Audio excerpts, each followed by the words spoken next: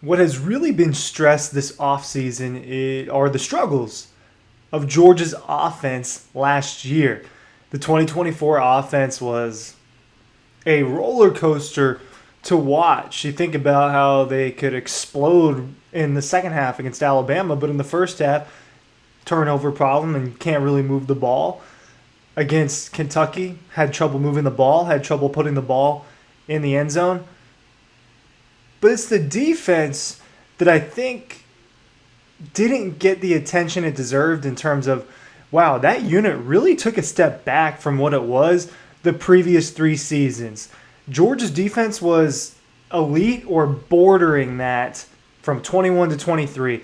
Georgia did not win the national championship in 2023, but that team had the numbers and the makeup to do so, and it was really similar, and it was probably closer than people think.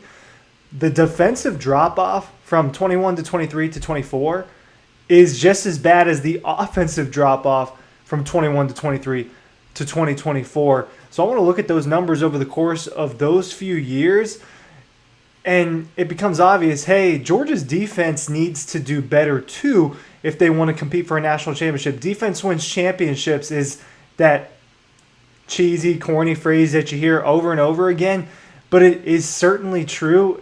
The national champion has not had a bad defense over the last however many years. A lot of them, you just go through. These are championship quality defenses that rank high in a number of stats.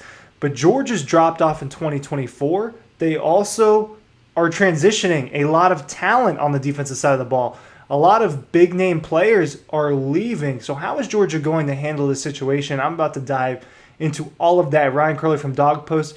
Make sure you're checking out the newsletter. Make sure you're going to dogpost.com. Everything you need is over there. Please make sure you're doing that. And thank you for sticking with us on this channel. Fall camp is in just a few days. So when you look at the elite 2021, Georgia was the number 1 scoring defense in college football. They only held opponents to 10.2 points per game. That's elite. That's some of the best ever. In terms of yards per game, they allowed 268.5 yards per game. Let's see if I can. Yes, you can see that. That was second best in college football. So we're talking about the number 1 scoring defense and the number 2 total defense of college football in 2021. That was an elite unit. 2022, it wasn't quite as good, but still, they were 5th in scoring defense, 14.3 points per game allowed. And then in total defense, I think that they were also top 5, number 5, with 296.8 yards allowed. Then you move to 2023, where, hey, they didn't win the national championship, but they were pretty close.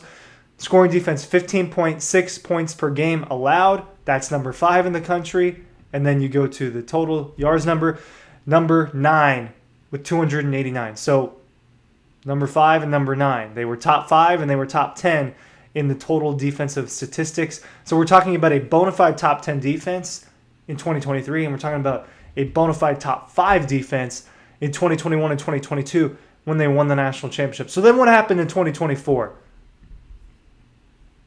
They looked really great against Clemson week 1.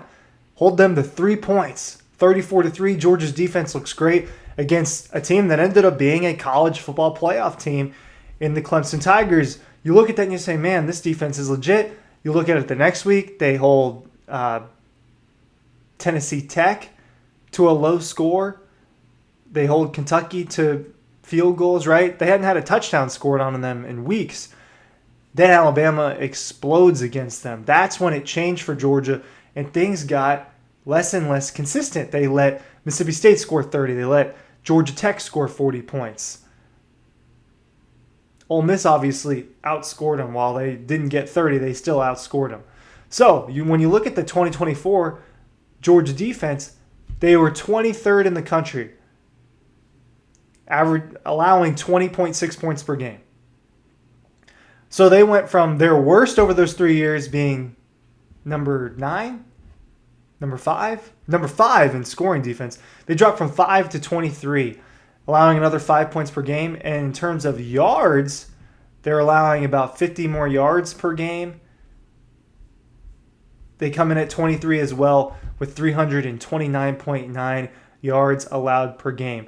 So statistically, you hear those numbers, you say, wow, Georgia dropped from a top 5 defense to down into the 20s, right? Like the number 23 overall defense when you look at it in terms of scoring and then you look at it in terms of yards allowed. That changed. That was just as drastic of a drop-off as the offensive drop-off was for Georgia. When you think about, hey, they dropped off at about 8 points per game on offense from 23 to 24. It was the defensive side of the ball that was underperforming as well. Now, there are some factors, right, like a more difficult schedule. Playing Texas and Alabama in the same year and Ole Miss, you're doing all that on the road. This team just wasn't as good. It's still a top 25 team in terms of defense and offense. But look, I look at 2024 and I look at Ohio State. They were number 1 in scoring defense and total defense, right? The number 1 defensive team in college football. I look at 2023, who won the national championship? Michigan. They had the number 1 defense in college football. Defense is normally going to be a little bit more important. You want to have a high-scoring offense too, but when you think about these defenses, Georgia having those top 5 defenses when they won the national championship, Michigan and Ohio State each having the number 1 defense in college football when they win the national championships the last 2 seasons, it goes to show you this is a really, really important thing for Georgia. Now, how do they move forward in 2025? How does this change? I told you I was going to talk about that too. Well, the personnel is really different. The personnel was really good. People are worried about how is Georgia going to replace Jalen Walker, Mike Williams. These are studs. They are. Malachi Starks is a stud. Smile Munden's a stud. So how do they do this? Well, it's one of those weird things where you can kind of play devil's advocate with it. There's one way to look at it and say, hey, why weren't those guys performing if they were first-round picks, if they're these all-worldly players? A lot of the guys were just on the team for a long time, like Tyrion Ingram-Dawkins, Warren Brinson, Nazir Stackhouse, Smile London. Maybe not necessarily as good as the players are going to follow. They're going to follow them up, at least from a projection standpoint. I look at the interior of Georgia's defensive line, and I think, okay, well, if they're replacing Stackhouse and Brinson with Jordan Hall and Christian Miller, I think that can be an upgrade. I think that's a possible upgrade for Georgia. That's a way it could get better. When I look at the edge rushers, that's the one spot where I say, is that going to be better? Can you really improve upon Jalen Walker and Mykel Williams with Gabe Harris Jr. and Ella Madozie? I don't think so, right? So maybe the pass rush isn't as good, but the defensive line has an opportunity, in my opinion, to be better, especially when you add in a Joseph Jonah-Ajoni, a guy with a really high ceiling, another Mykel Williams type of player with the long arms and the big frame. Then you move back to the linebackers. I think that there's no problem with this linebacker unit when you think about C.J. Allen, Raylan Wilson, Chris Cole, Justin Williams, Aiden Walker, all those guys. You lose Smile Monday, you lose Jalen Walker in that, but I think you just have so much talent there. A little bit older, maybe that unit can improve. And then you move back into the secondary, and I kind of look at that one as an even trade-off, right? You lose Malachi Starks, you lose Dan Jackson. I think that's important, but you maintain some big-time players in Dalen Everett. You got KJ Bolden, who's only getting better, and maybe he can be Malachi Starks. Maybe he could be better than Malachi Starks. They're not quite the same player. Malachi, a little bit more versatile. They've got Janelle Aguero. They've got a ton of depth at that safety position. Depth that they didn't have last year and that they added this year when they add 3 players in the transfer portal. Maybe just because Malachi Starks, Jalen Walker, and Mykel Williams, now I'm playing a little bit of devil's advocate here because I think those are great players. Maybe you lose all that, but some of the guys that are getting replaced are probably going to be improved upon. I think that interior defensive line can be better. I think that certain spots in the secondary can be better, right? Can someone be a better cover safety than Dan Jackson? They're really good at coming up and tackling, but can someone be better than him in coverage? He notoriously wasn't amazing in coverage. They've got guys that they want to bring in and see if they can compete for a starting job and do that. It's an interesting point. This defense really dropped off. Do I look at this defense and I say, hey, I think it's going to be a bona fide top 5 defense? I don't know. I actually probably venture to say no. I think that they've got the talent to do so. The thing about those defenses from 21 to 23, they were super experienced. 24 was also really experienced, but they didn't get the job done. So you can kind of look at this, and there's an angle from it in every direction.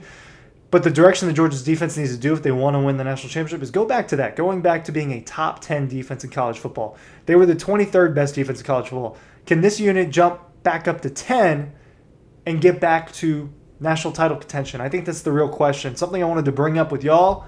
Red Zone, newsletter, dogpost.com, sticking here. I'm pumping it all out, but I appreciate you watching. Thank you.